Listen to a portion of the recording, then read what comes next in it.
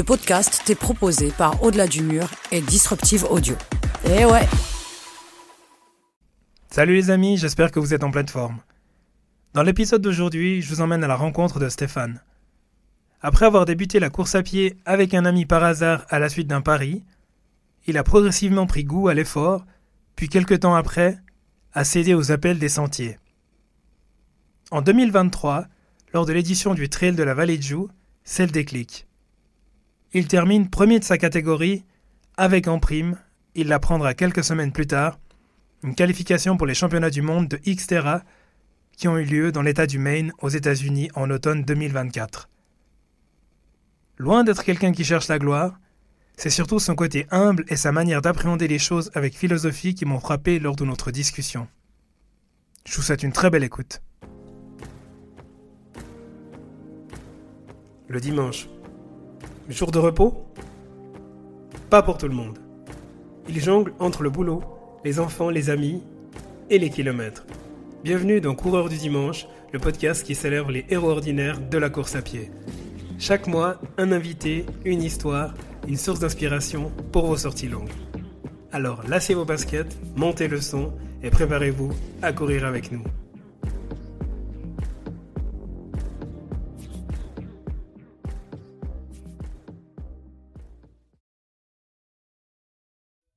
Mon cher Stéphane, bonjour. Salut Hugo. Comment ça va ? Mais ça va magnifiquement bien. Par cette belle météo, quel temps il fait chez toi ?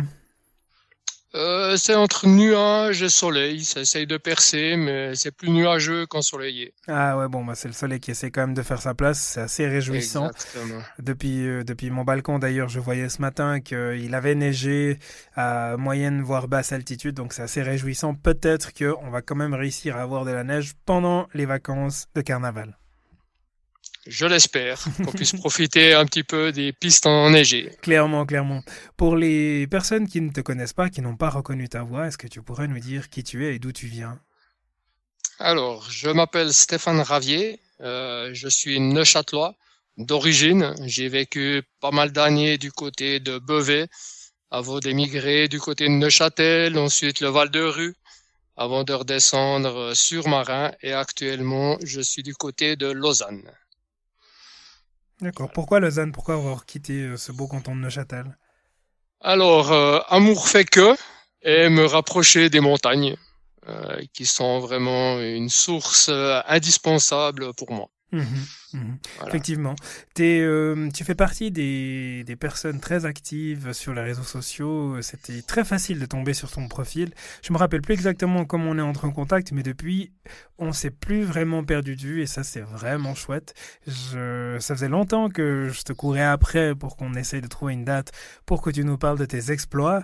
Je sais pas vraiment si j'ose te mettre dans la catégorie des coureurs du dimanche parce que les gens qui font des podiums régulièrement, va peut-être falloir requalifier cette émission. Mais enfin bref, avant de parler peut-être de la partie podium, est-ce que tu pourrais déjà nous dire si tu as prévu, on enregistre cet épisode fin janvier, on peut encore se permettre de se dire, allez, il y a peut-être une bonne résolution. Est-ce que tu t'es fixé une bonne résolution pour ce début d'année ? Alors, mes résolutions, c'est un peu toujours les mêmes, donc c'est d'année en année. Donc, moi, je fais très attention tout ce qui est alimentation, tout ce qui est consommation d'alcool. Donc, je reste sur les mêmes objectifs que les années précédentes, et surtout les mêmes résolutions que 2024 qui m'a bien réussi. Et pour revenir par rapport à ce que tu disais avant, oui, je suis un coureur du dimanche, même si je fais des podiums. Je reste un coureur du dimanche. J'ai mon job à côté qui me prend énormément de temps. Donc voilà, j'assimile les deux. Donc ouais. Plutôt coureur du dimanche. Donc tu réussis quand même très très bien. Donc vraiment bravo. Avant de parler de tes défis de 2025, est-ce que tu pourrais nous raconter comment est-ce que tu as découvert la course à pied et le trail ? Alors, c'est une vieille histoire déjà. Donc, ça doit dater de début 2000, un week-end prolongé du côté de Zinal avec des amis et une connerie du 1er janvier où on s'est dit, mais voilà, une bonne résolution, on se met un défi avec un copain où on s'est dit, bon, on se met à s'entraîner ensemble pour la course à pied. Moi, la course à pied, c'était vraiment pas mon truc. Je suis footballeur à la base. J'ai dû arrêter le football pour des problèmes de genoux. Je me suis dit, bah oui, se remettre en forme, pourquoi pas. La course à pied, bon, on verra ce qu'il adviendra. Donc, de fil en aiguille, on a commencé à s'entraîner en début d'année. On sortait par tous les temps. S'il y en a un des deux qui était pas motivé, l'autre tirait le second. Donc, on a réussi à se motiver comme ça, à s'entraîner régulièrement.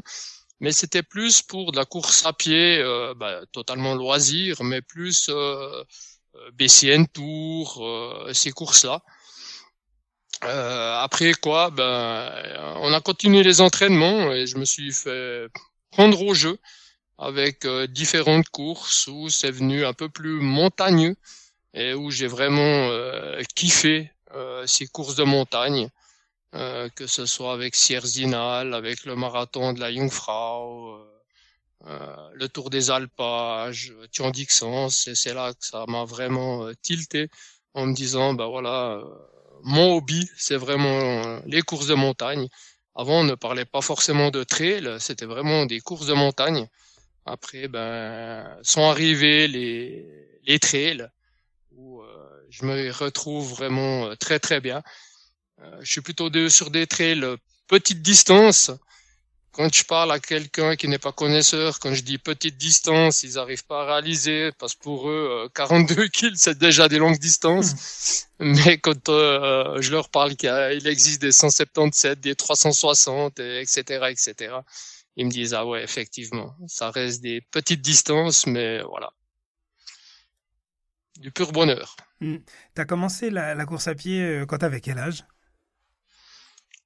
Ça fait 22 ans, non 32 ans, par là, autour de la trentaine, j'ai commencé. Magnifique, magnifique. Et puis, j'ai entendu un truc qui m'a fait bondir de ma chaise, parce que justement, des croyances en lien avec la course à pied, c'est de se dire que la course à pied, c'est mauvais pour les genoux.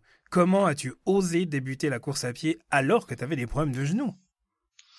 Alors, mes problèmes de genoux se sont soignés d'eux-mêmes. Le médecin m'a bien dit que ça pouvait s'améliorer. Donc, c'était une maladie qui s'appelle l'Osgood-Schlatter, qui est assez connue chez les jeunes footballeurs, où il y a qu'une chose à faire, c'est arrêter le sport et puis attendre. Et effectivement, après plusieurs années, j'ai pu quand même recommencer le sport sans trop de problèmes. Après, oui, il y a eu des blessures au genou, mais qui n'a aucun lien avec les premiers problèmes que j'avais dans les deux genoux. Donc je te remercie d'être une preuve vivante supplémentaire que la course à pied, ça flingue pas forcément les genoux plus qu'un autre sport. Donc ça, c'est déjà quelque chose de très positif. Et puis, tu rebondis, tu donnes un élément hyper précieux, hyper intéressant, le fait de débuter la course à pied.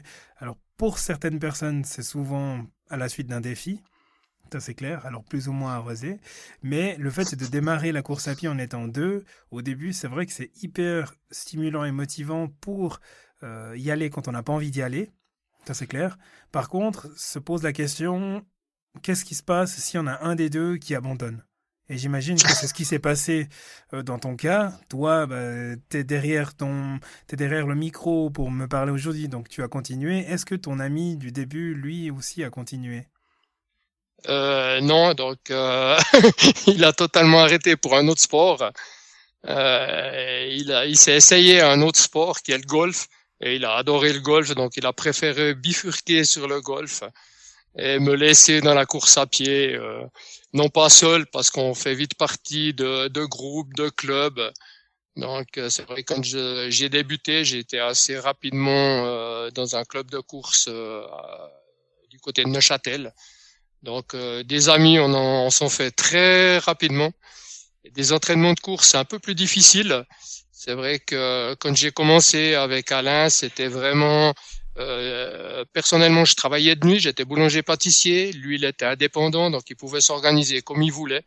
Donc c'est vrai que c'était nettement plus facile de s'entraîner, que ce soit en début d'après-midi, milieu d'après-midi, fin d'après-midi. On se téléphonait, t'es libre, oui, on s'organise et on allait courir. C'était la chance qu'on avait. Maintenant, c'est vrai que c'est plus difficile de trouver pour courir l'après-midi des personnes disponibles. Ah, ça c'est clair. Ça c'est clair, on a tous la même maladie, on a des jobs 8h, 17h, donc c'est soit avant, soit après, mais entre deux, il faut effectivement être son propre patron pour pouvoir Exactement. dégager du temps pour s'entraîner entre deux. Si on revient sur ton année 2024, qui a été une année quand même avec passablement de haut pour toi, est-ce que tu peux nous faire un récit des compétitions auxquelles tu as participé l'année 2024 et puis en quoi cette année a été très certainement spéciale pour toi? Alors oui, effectivement. Alors moi, je vais même remonter à 2023 où j'ai fait quelques courses, quelques trails, dont le trail de la vallée de Joux. Lors de ce trail de la vallée de Joux, ben, j'ai eu un peu la surprise générale quand même de gagner cette course dans ma catégorie. Et je me suis dit, ah ouais, quand même, pour un petit vieux de mon âge, c'est quand même pas mal, se faire encore des podiums. Donc ça m'a motivé pour me dire, ben, en 2024, je vais continuer de m'entraîner. Et puis on verra bien ce qui arrive. Et c'était une course au mois d'octobre, le Trail de la Vallée de Joux, et mi-novembre, fin novembre, je reçois un mail pour me dire que j'étais qualifié pour les finales des championnats du monde Xterra Trail aux États-Unis. Alors dans un premier temps, j'ai cru que c'était un peu une farce. Je me suis dit non, c'est pas possible. Voilà. Après, j'en ai parlé à mon ami. Et puis elle me dit ah ouais bah c'est une opportunité, il faut pas refuser. Et puis quand je lui dis exactement où c'est, dans le Maine, on s'est dit ouais quand même le Maine faut y aller, c'est pas évident, c'est pas la porte à côté. Et puis finalement on a pu voir bah, que c'était pas bien loin du Québec. Le Québec est une région qu'on avait vraiment envie de visiter. Donc on s'est dit bah pourquoi pas, on descend à Carabasset dans le Maine pour faire cette course. Et après, on remonte pour se profiter des vacances, pour visiter un petit peu le Québec.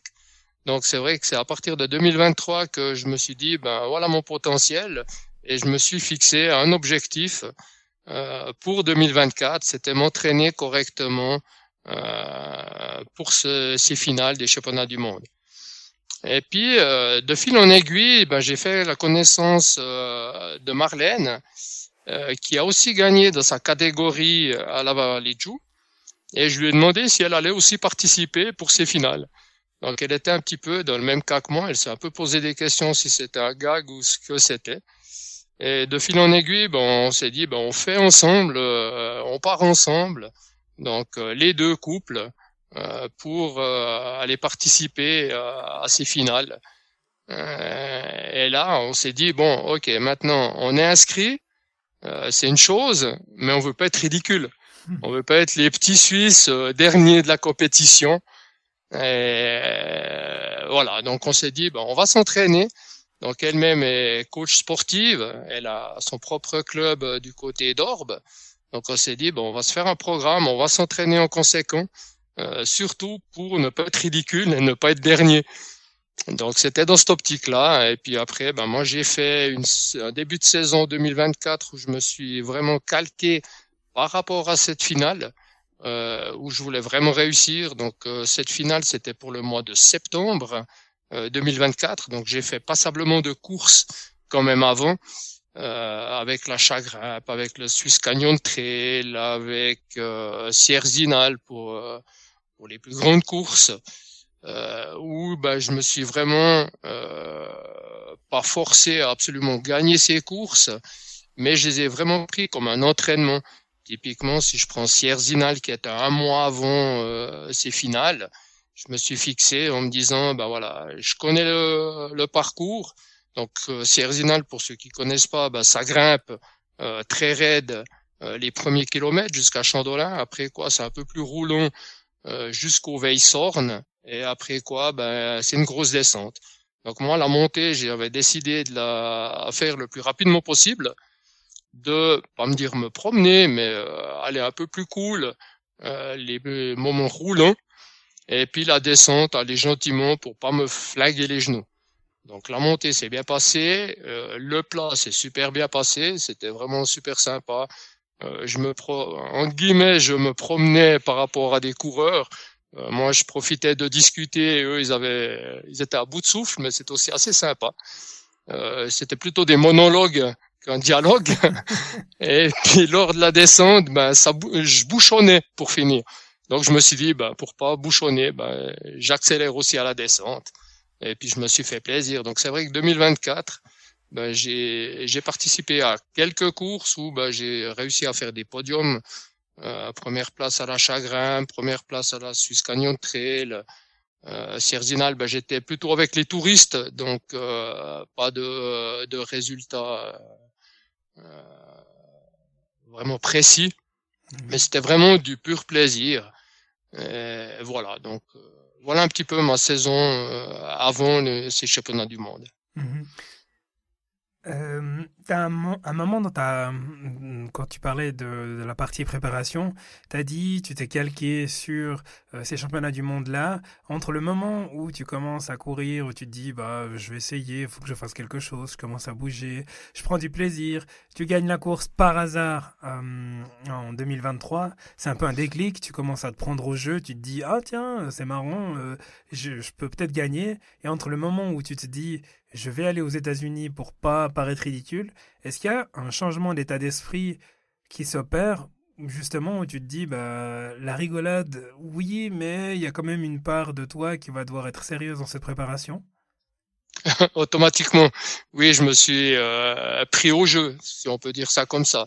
Ou c'est vrai que je suis pas un foireur. J'aime bien boire mon verre d'alcool, j'aime bien boire les apéros.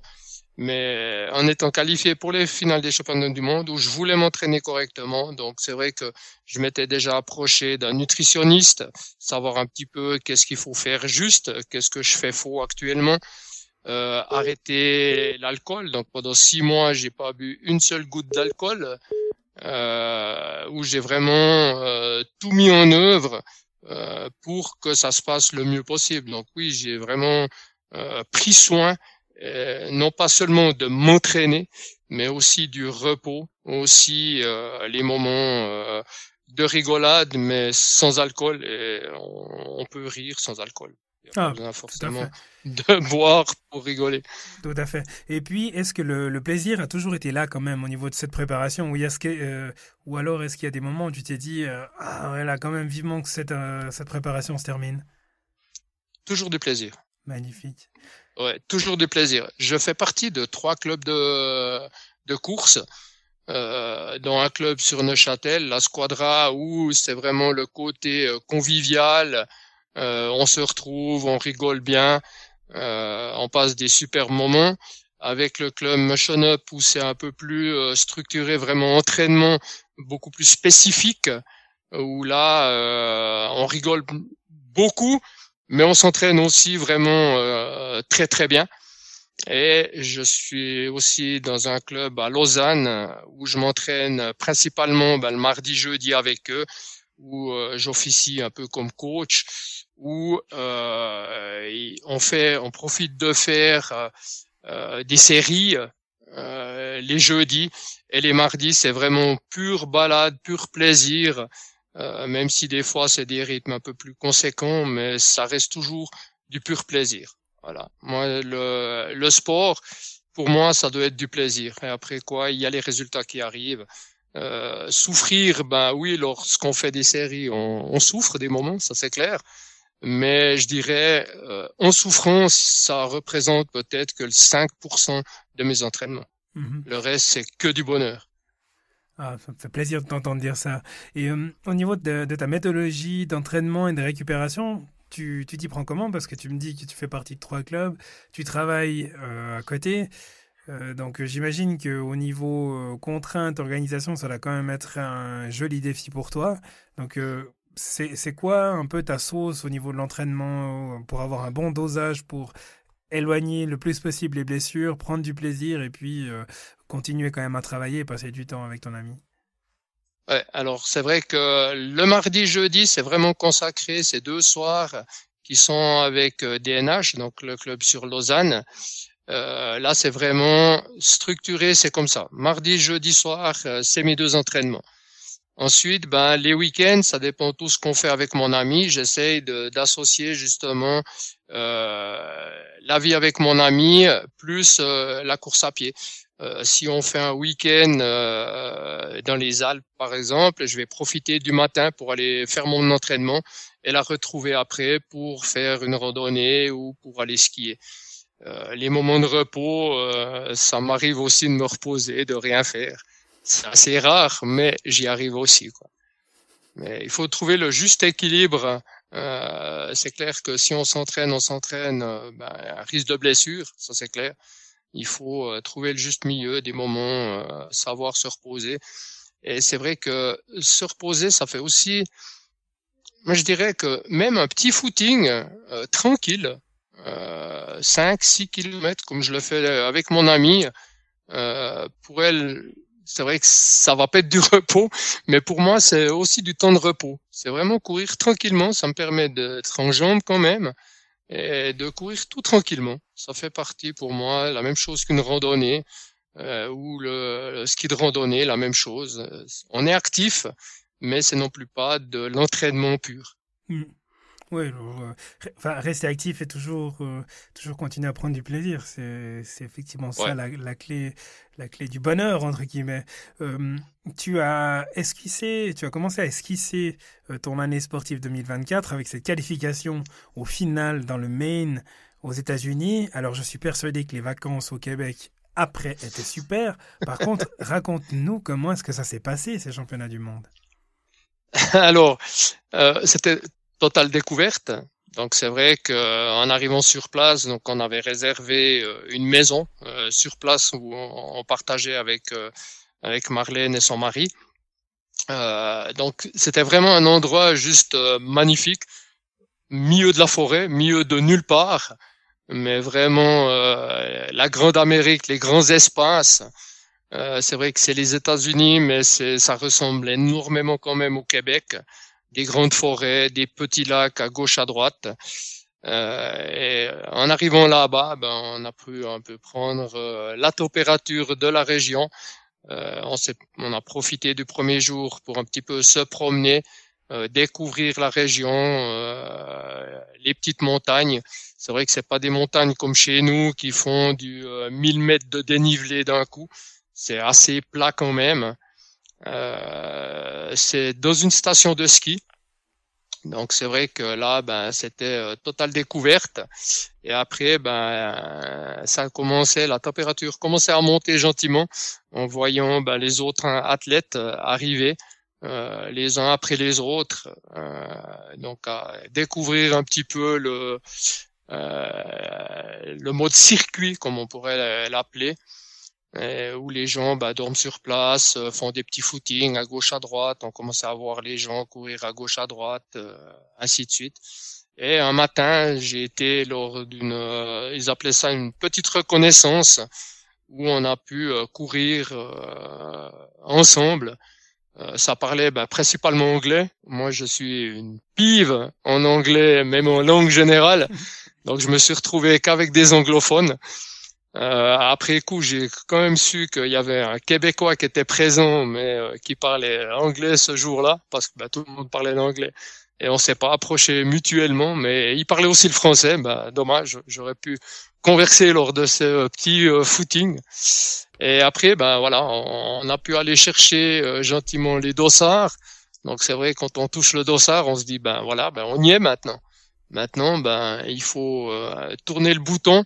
Se concentrer sur notre objectif, tout en ayant aussi,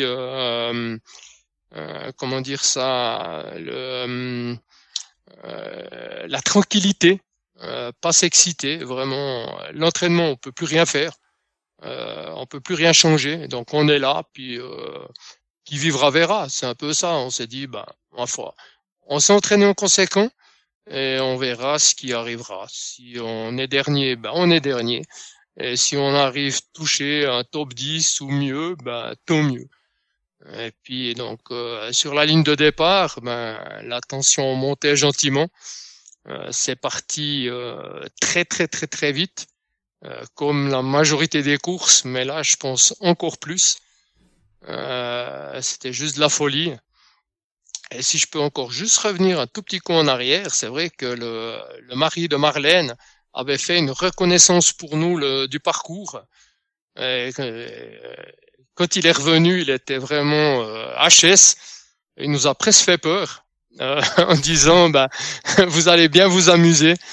Donc il nous a juste dit qu'ils ont coupé carrément des forêts, des petits passages dans la forêt, en laissant les souches, en laissant telles quelles. Donc ça allait être très très technique. Il avait même pris le temps de faire des photos. J'ai regardé 2-3 photos et je cache pas qu'après j'ai un peu tourné la tête. Je me suis dit ce sera totale découverte. Des gens le voyant arriver, c'était pas très motivant, mais j'ai vraiment tourné le bouton et je me suis vraiment focalisé sur cette course. Donc comme je le disais, oui, c'est parti très très vite. Donc il y avait à peu près 1,5 km à plat, légère montée, mais c'était vraiment léger. Et après quoi, ça montait quand même assez sec sur des pistes de ski.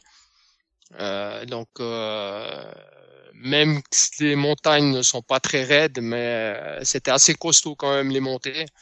Après quoi, on passait de piste en piste via des forêts très très techniques où on devait sauter par-dessus des rondins de bois, passer en dessous de certains rondins, de sauter par-dessus des cailloux.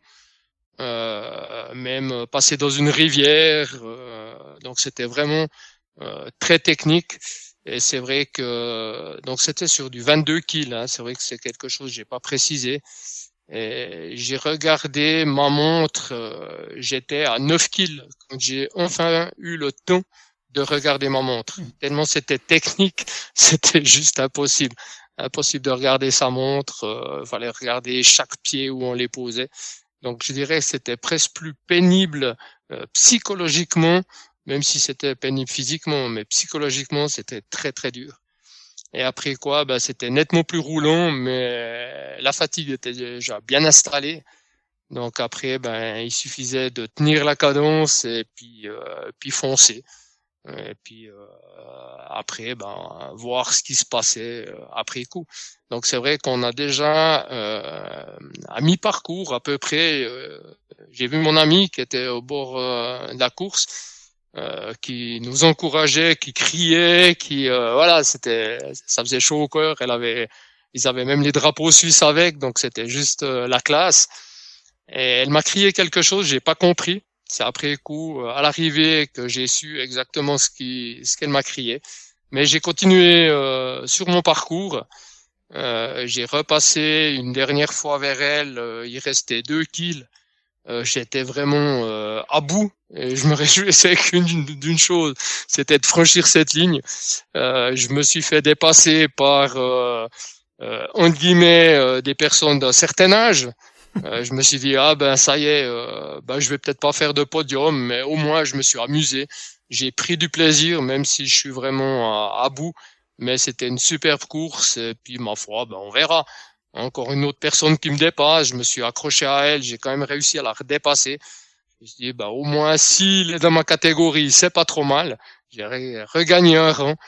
Et puis voilà, donc en arrivant sur la ligne de départ, c'est là que j'apprends que je gagne cette course dans ma catégorie. Et là, c'était les émotions qui sont montées. Et c'était juste fantastique. Et là, mon ami, le mari de Marlène, viennent vers nous et puis ils nous disent que j'ai gagné quoi. J'étais champion du monde de l'Xterra Trail, donc c'était vraiment les émotions qui sont montées, c'était juste génial. Et après quoi, je me retourne et qui c'est qui arrive peu de temps derrière moi, Marlène, et qui apprend aussi qu'elle est aussi championne du monde de sa catégorie. Donc c'était des émotions juste, je dirais, impossibles à revivre une deuxième fois. Et impossible de l'écrire, faut le vivre une fois pour vraiment réaliser ce que c'est. Voilà un petit peu sur cette course. C'est magnifique.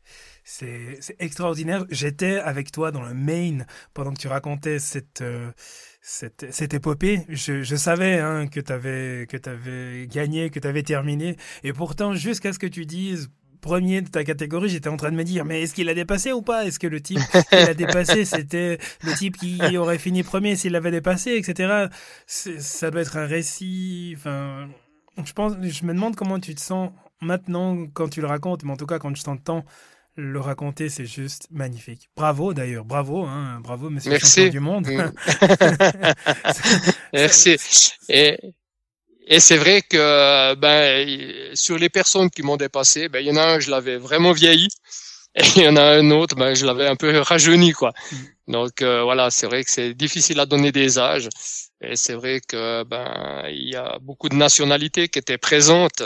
Donc c'est vrai que il y a des nationalités, on a tendance à rajeunir les gens ou à vieillir, c'est un peu plus difficile par rapport à certains pays.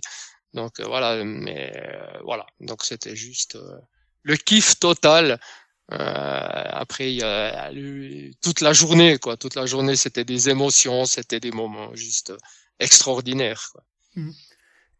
Est-ce que ta vie elle change quand tu te rends compte que tu es champion du monde? Enfin, en 2 ans, tu es passé du premier podium en Suisse. Alors après le Maine, qui sait où c'est le Maine si on se concentre pas plus que 30 secondes, mais les États-Unis c'est quand même nettement plus grand. De champion d'une course du Trail de la Vallée de Joux à champion du monde de ta catégorie, etc. Il y a quand même un changement de mentalité, d'état d'esprit, de catégorie. Donc comment est-ce que tu digères ce nouveau statut? Alors personnellement, il me semble que je change pas, je reste le même. Peut-être que pour les personnes externes ont vu un changement, mais moi je reste le même. Voilà, je prends une course comme une autre. Typiquement, je vais prendre l'exemple, on a reçu un t-shirt champion du monde et je l'ai encore jamais mis. Je suis un petit peu mal à l'aise aussi de montrer, voilà, que je suis le champion du monde. Je reste humble. Voilà, c'est un t-shirt qui est dans mon armoire pour l'instant. Peut-être que je vais le pondre dans le salon ou je ne sais où peut-être. Mais pour l'instant, en tout cas, je l'ai jamais porté. Voilà. Donc non, je reste le même. Les amis restent bien présents autour de moi. Et c'est vrai qu'il y en a plusieurs qui sont. C'est surtout quand je discute avec les gens, dire ah ouais mais t'es quand même champion du monde. C'est là que je réalise un petit peu ah ouais par rapport aux gens je suis vu différemment. Mais personnellement moi je vois pas de différence. Voilà. Mis à part que je vais défendre mon titre. Voilà, c'est pas mal. Ah oui, oui, oui. D'ailleurs, avant de reparler de la défense de ton titre, c'est pas la cape qui fait le super-héros, mais tu l'as quand même gagné ce t-shirt. Donc, mets-le quand même au moins une fois. Hein, tu l'as mérité, tu l'as pas volé. Il va pas s'évaporer, il va pas il va C'est pas vrai. devenir friable et se casser en 1000 morceaux. Tu l'as acquis de haute lutte et puis c'est le tien. Donc ça, il y a personne qui va pouvoir te l'enlever. Mais Ouais, encore tu as bien vraiment raison. bravo. Ouais, Encore vraiment bravo. merci. Et puis, Ouais. comme c'est une bonne nouvelle et une belle aventure, il est rarement seul. Tu es quelqu'un qui fait également preuve de générosité parce que lors de cette course-là, tu t'es associé à Rêve Suisse. Donc, Oui. c'est une association qui contribue à la réalisation du rêve d'un enfant atteint de maladie ou en situation de handicap. Donc, pourquoi avoir choisi de t'associer avec ce genre d'association, et plus particulièrement peut-être Rêve Suisse? Alors, je tenais vraiment à courir pour une association. J'ai regardé un petit peu à gauche, à droite. J'étais déjà très proche d'une autre association où j'ai déjà donné ce qui est la sclérose en plaques, étant donné que ma sœur était atteinte de cette maladie-là. Donc, je tenais vraiment à aider une association par la course à pied. Et j'ai découvert ce Rêve Suisse. Je trouve vraiment une association juste magnifique qui vient vraiment réaliser le rêve d'enfants malades ou en difficulté. Je trouve très prenant les histoires de ces enfants-là. Donc voilà, je tenais. Il y a tellement d'associations, c'était tellement aussi difficile d'en choisir une. Et tout ce qui touche les enfants en difficulté, voilà, me touche énormément. Donc, je tenais vraiment à faire le maximum pour cette association où je rempile pour une deuxième année. Voilà, j'y tiens vraiment. Voilà. Encore un second bravo, un second coup d'ose. Merci, merci de soutenir ce genre d'association aussi. C'est vrai que les enfants, c'est toujours quelque chose d'émotionnel quand on pense à eux et puis ce côté sans défense et puis se dire que bah, tu peux contribuer à réaliser un de leurs rêves, c'est vrai que ça n'a pas de prix. Donc bravo. Ouais, totalement. Merci. Tu disais que tu allais défendre ton titre cette année en tant que champion du monde suisse. J'imagine que tu as réussi à les convaincre de venir dans ce pays que tout le monde connaît, qui est la Suisse. Alors, on essaye de promouvoir un peu la Suisse, ça c'est clair. Maintenant, les finales, ce sera au Pays de Galles. Donc, autre pays, autre destination, autre visite. Il y aura de nouveau une étape de toute façon de ce circuit-là à la Vallée de Joux en 2025. Donc, voilà. Et ça sera à quel moment? Alors, au Pays de Galles, c'est au mois de juillet. Donc, c'est vrai que pour ma préparation, ce sera différent. J'aurai pas le Sierzinal en préparation. Ce sera plutôt en petite cerise sur le gâteau pour autant qu'on arrive à avoir des dossards. Ce qui est de plus en plus difficile pour ces courses-là. Mais donc, juillet, je suis en train de peaufiner un petit peu mon programme. Peut-être avec moins de courses, mais plus de sorties différentes. Étant donné que je suis un peu plus du côté de Annecy, donc découvrir un peu les régions, faire du dénivelé, de la distance pour être prêt pour défendre ce titre.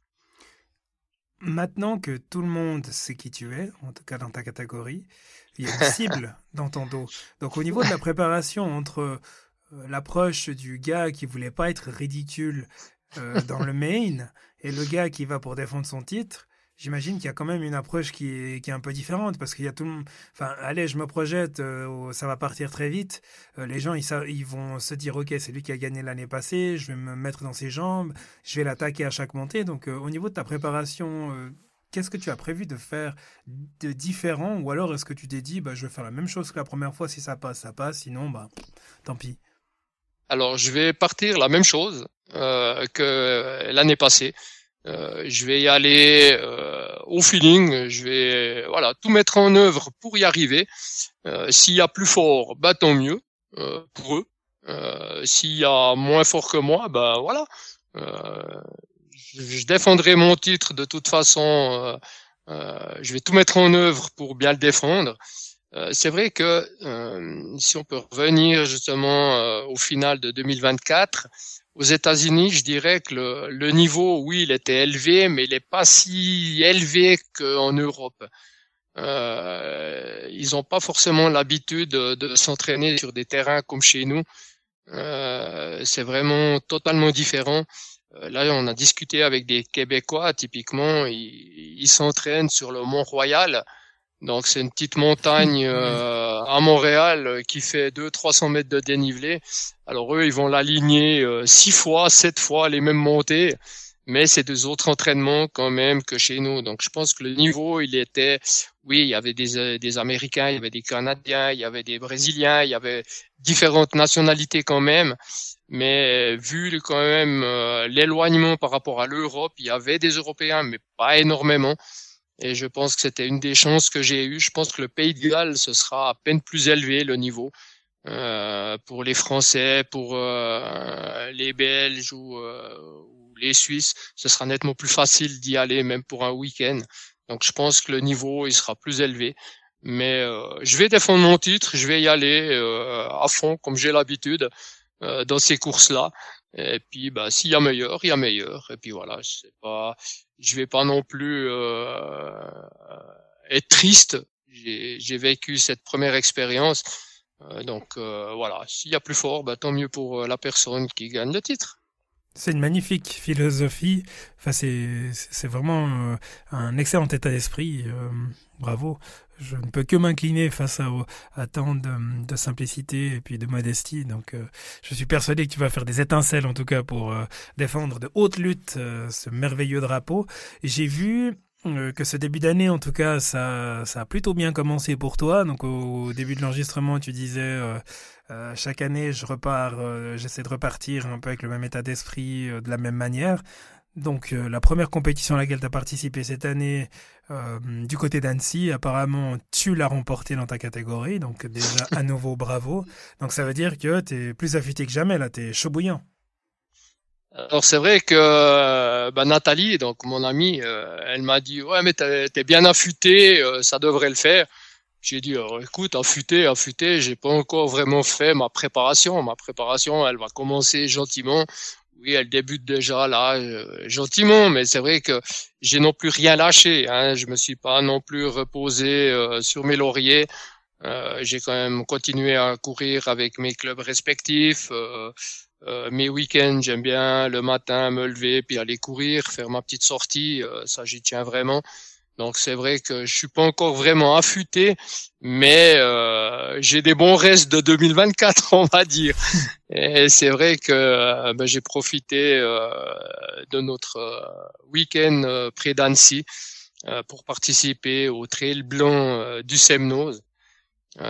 Où c'était oui un trail blanc mais plutôt blanc très humide. Oui. Donc où on brassait énormément, on s'enfonçait, voilà. Mais c'était quand même dans la neige, au contraire d'autres trails blancs que j'ai fait dans la Gadoue. Là c'était vraiment dans la neige, mais vraiment pas évident, avec une grosse concurrence quand même. Il y avait des belles personnes quand même qui étaient présentes, mais voilà, où j'ai quand même réussi à gagner dans ma catégorie, avec du plaisir, mais aussi des petits moments quand même de souffrance, où je me suis poussé à la montée en me disant allez vas-y quoi, croche, t'es là pour te faire plaisir, et puis voilà, puis on verra ce qui arrivera à l'arrivée. Puis quand le speaker annonce qu'il y a un petit Suisse qui arrive là, premier de sa catégorie, ça donne la chair de poule et puis ça fait plaisir, quoi. Donc c'est vrai que 2025 commence très bien pour moi.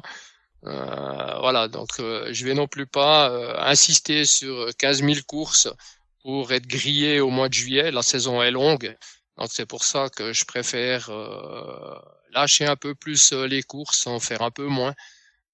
Pour pas être déjà grillé au mois de juillet, en étant déjà en forme maintenant, c'est peut-être un peu tôt. Donc si j'aligne les courses, c'est vrai qu'une fois que j'ai un dossard, moi, c'est quand même difficile de se dire on va tranquille. J'ai réussi l'année passée avec certaines courses, mais c'est pas évident. Donc là cette année, je me suis dit non, on va changer ça quand même, moins de courses. Mais quand je fais une course, c'est essayer de la gagner et puis être prêt surtout pour le mois de juillet. Le gros objectif. On suivra en tout cas de très très près tes exploits. Je mettrai le lien vers ta page Instagram pour pouvoir suivre cette merveilleuse course au Pays de Galles, où je suis persuadé qu'en tout cas tu vas prendre du plaisir. Et puis peu importe le résultat, j'ai un peu l'impression que c'est pas forcément le résultat qui t'intéresse. T'es vraiment un splendide ambassadeur en tout cas. Je ne peux qu'encourager les gens à adopter la même attitude que toi en pratiquant leur sport. Bravo et puis merci mille fois de m'avoir consacré ce temps-là pour cette discussion. C'était vraiment un immense plaisir. Plaisir vraiment partagé. Et c'est vrai que moi, tout ce que je peux encourager les gens, il faut vraiment croire en soi. C'est pas uniquement réservé aux grands champions. Il faut persévérer, prendre du plaisir, vraiment faire attention à tout ce qui est alimentation pour durer dans le temps aussi. Il y en a beaucoup qui arrêtent le sport, qui ont commencé très tôt, ils arrêtent le sport, différents petits problèmes, ça peut arriver à tout le monde. Mais en gardant vraiment une bonne hygiène de vie, être bien entouré, prendre ça pour du plaisir, c'est accessible vraiment à tout le monde. Mais il faut croire en ses chances et puis mettre tous les atouts de son côté aussi pour y arriver. Oui, il y a des sacrifices, ça c'est clair. On doit sacrifier certaines choses, mais tout le monde en est capable. Voilà. Le message est passé en tout cas. Puis ils ont qu'à regarder comment tu fais. Et puis s'inspirer et essayer de faire la même chose. Merci beaucoup Stéphane et encore bravo pour ce titre. Et puis je te souhaite plein de plaisir et plein de succès sur les sentiers. Merci beaucoup. À bientôt. C'était super sympa. Merci. À bientôt.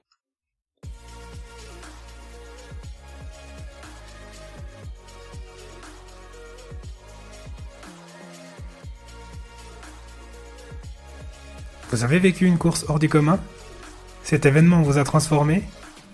Envoyez-moi un message à contact@audeladumur.ch en me décrivant en quelques lignes votre événement marquant, ce qu'il a représenté pour vous et ce qui a changé dans votre approche de la course à pied.